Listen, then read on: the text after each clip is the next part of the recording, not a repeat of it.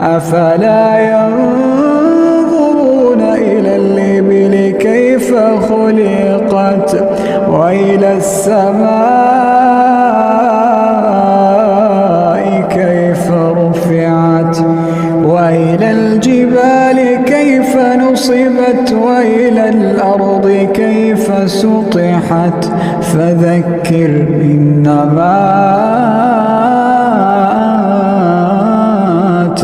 مذكر لست عليهم